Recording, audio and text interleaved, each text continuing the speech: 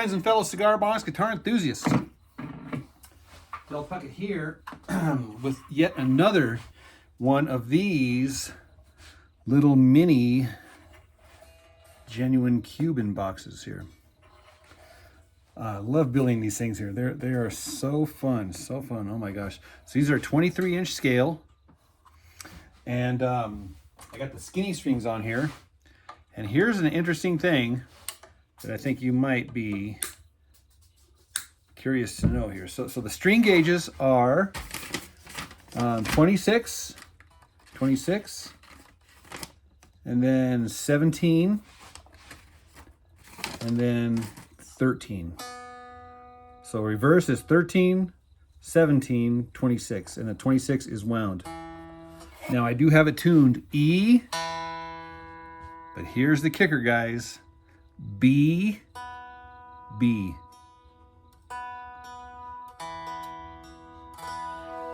And I had to do like some funky tilt here on the back here to get these harmonics to line up.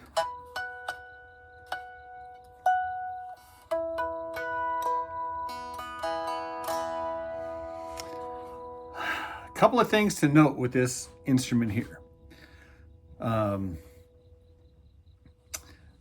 I did a lot of things different on here. So this is one of those pine necks, and I did dark stain it with walnut dark stain, and I also stained it on the inside as well, so that it's dark all the way through to the pop out here on the back.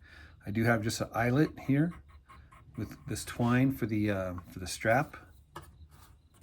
No big deal here, just convenience, really. That's just convenience.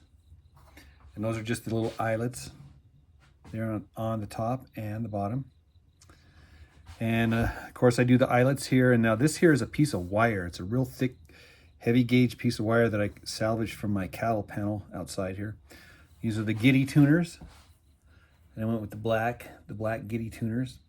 Of course, the hook on the top there. I do have, these are medium low frets, and this is a medium high fret, which gives me good action down here on the bottom, which is always important, right?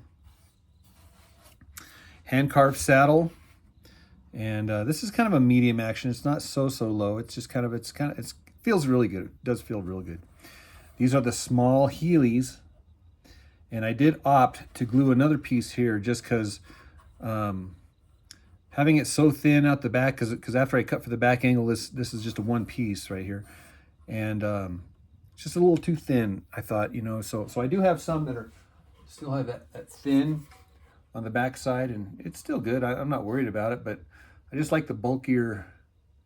I think I have more confidence. Maybe it's a little wimpy. I don't know. I mean, like I said, I'm not concerned about it failing or anything like that. But I just like the beefier, bulkier, especially through the body, right? And I do have blocks and the standard screws and these are just the round head screws, no finishing washers. This is just a simple design here. I do have the finishing washers and the sheetrock screws here on the back that hold it. These go through the block into the neckwood. So yeah, so this, it's lightweight, super lightweight, but super strong, super strong. Oh yeah, so this is what I wanted to, this is what's different about this thing here. See this file right here? This is one of those heavy duty, I don't know, I think they use them for horse hooves or whatever. It's got a little handle on the back here. And man, this thing here, dude, I tell you what, man, if you were to like use this thing as a weight, you could really bulk up your biceps or whatever, do curls or whatever. You could even bench this thing here if you wanted. These things are heavy and it's so sharp. Oh my gosh, I just going like that, I can feel it sharp. So what I wanted to do with this thing here, well, the reason why I use this is because last night when I was carving this thing here, I was kind of tired and I didn't want to use. I was like, oh, I'll just use this thing and let the weight of this thing do the work here, so I could just push it and just let the heaviness of this thing get her done, man. And I tell you what, once I started, I was just like, oh my gosh, this is so cool. Okay, so this is what I did here. I did basically just 45s on every edge except for these round right here. So this you can see the line right here. It's just, and it might be hard to tell because of the grain in there, but that's just basically, it's a 45. Here's a 45 here, and then it goes flat on the bottom, and you can see those rough cuts from the sawmill where I got this thing from, and then back to a 45 here, and then back to a flat here. So maybe you can see it here. So and it's not 100% like perfect, like a machine perfect. It's hand carved perfect as far as that goes. I mean, so there's a little bit of squiggle. Oh, right there, you can see it good. Oh, right there, you can see it really good right there. So 45 here on this edge, 45 on this edge, and I tried to get it as straight as possible. So once I did that, and I started feeling it, it's like, oh, like, man, that is so cool. Oh, the reason why I wanted to go with that the 45 there was because this is a one piece. I wanted to maintain as much bulk on the neck as possible. I still wanted it to I didn't want it to be square, and I didn't want to just take off a little bit. So like I said, I took off, and I really like the way that feels, man. It's like when you pick it up and hold it, it definitely has a feel. So I liked it so much, I continued on with the 45 theme. So I have 45 angle here, 45 angle here. And if you look really close on all these corners and all the edges, they're all little mini 45-degree angle cuts, even on the back. And I did sand it just so it'd be nice and smooth, but I went OCD on it. So every edge has only a 45. Let's see here. Where else was there a 45? It was somewhere else, I forgot. Oh yeah, on the back side of the what would have been the jumbo, maybe it's a little more slanted than a 45. And then these edges right here are also 45s. So guys, I allowed myself to go all OCD here. And as far as the position markers here, I just did the tiny little gold screws on the top, and I left them popping out here. You can see that here. I did not embed them. So yeah, so I did a lot of things different on here, and guys, I really like the way this thing feels. Now I wanted to show you one of the things that when I do the double B here on the bottom. So it sounds like one note, even though it's two. And I have the root and the bass. So it's a power chord. But I could do a power chord and do melody just on one string.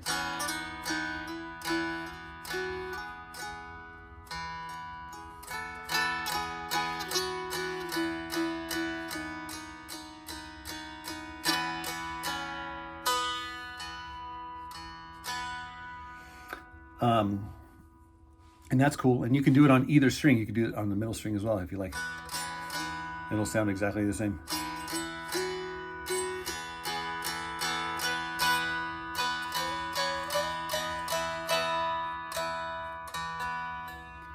This is what I wanted to show you. Okay, so instead of like if I was to follow the scale going up the neck, it'd be like this.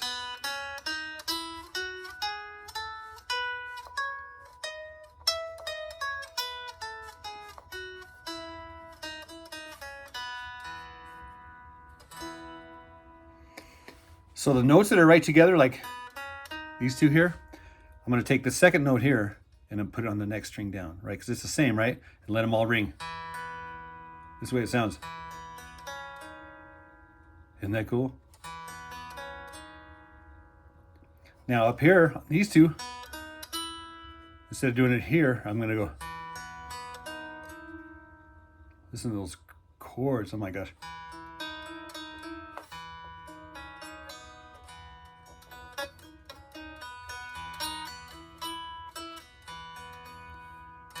I can do the middle string, and then the high string will be the up note. Instead of going like this, like I'll go. It's actually easier to fret that way, so I'm gonna probably do it this way.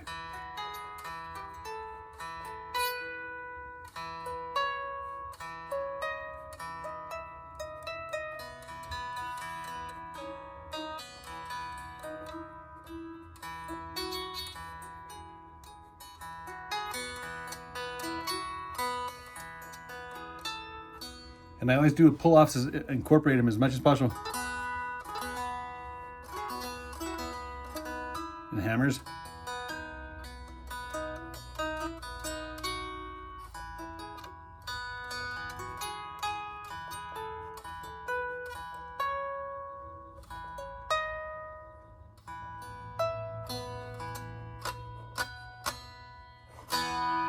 So fun, especially with the amp and the reverb and the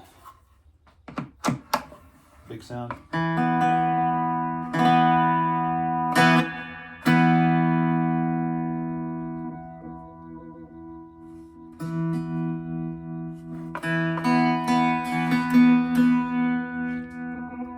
I'm just gonna go with just reverb.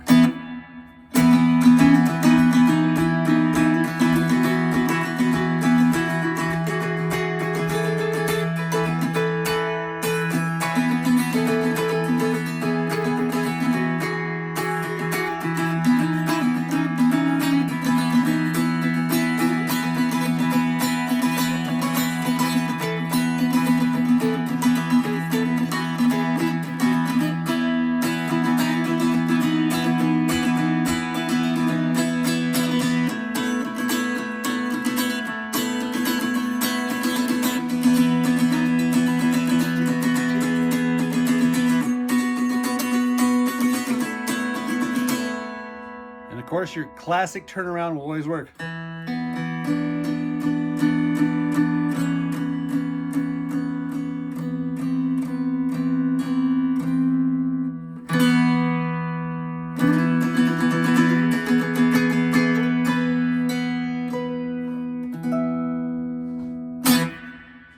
All right, guys, do yourself a favor, build yourself a cigar box guitar, learn how to play it. You will be so happy. You will be so happy. All right, guys, check the links in the video descriptions below. Huge shout out and huge thank you to all you guys who use my affiliate link for all of your cigar box guitar parts. Truly, truly, truly, deeply, from the bottom of my heart, appreciate it. All right, guys, love you guys. Talk to you soon. See you.